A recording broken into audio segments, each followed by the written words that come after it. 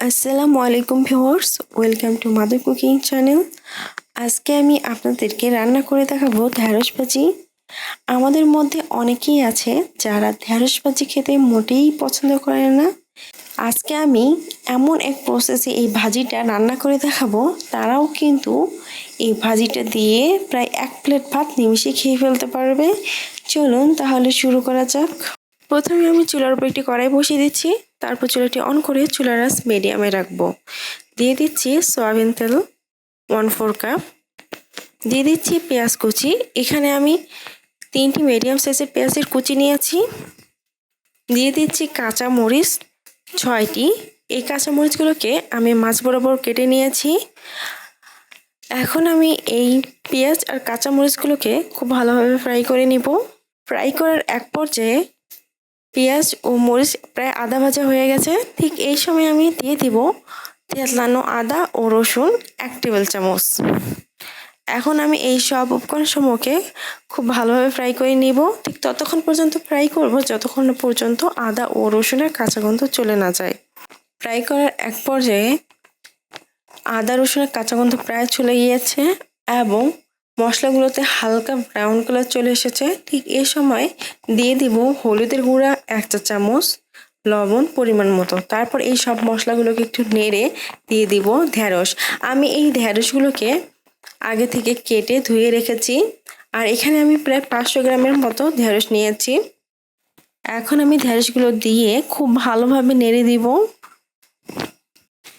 আর ঢেঁড়স নির্বাচনের সময় আপনারা একটা জিনিস মাথায় রাখবেন যে অবশ্যই নরম ঢেঁড়সটা নির্বাচন করবেন, কারণ অনেক ঢেঁড়স কিন্তু খুব শক্ত থাকে এবং খাওয়ার সময় সেগুলো কিন্তু আঁশ লাগে, তাই ঢেঁড়সগুলো কিন্তু খেতে ভালো লাগে না। তাই অবশ্যই ঢেঁড়স কেনার সময় আমাদের সাবধানতা অবলম্বন করতে হবে। দিয়ে দিচ্ছি রসুনের কোয়া 15 থেকে 20টি। তারপর আমি এই সব উপকরণ সমূহকে খুব ভালোভাবে নেড়ে দিচ্ছি।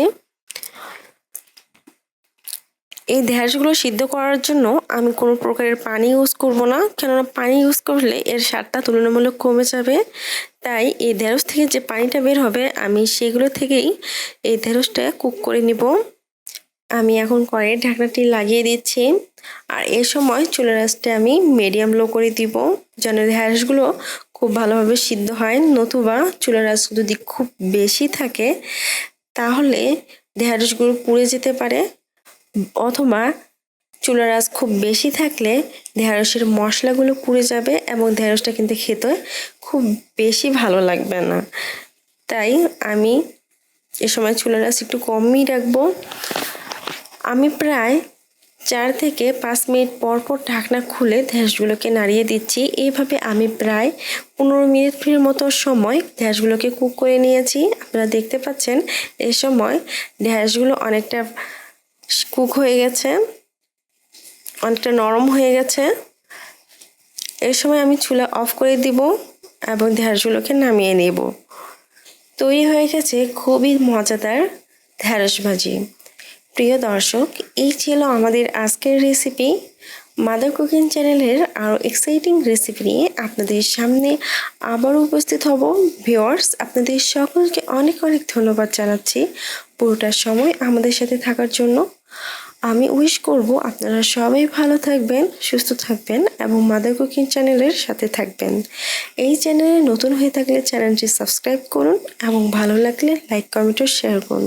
ধন্যবাদ।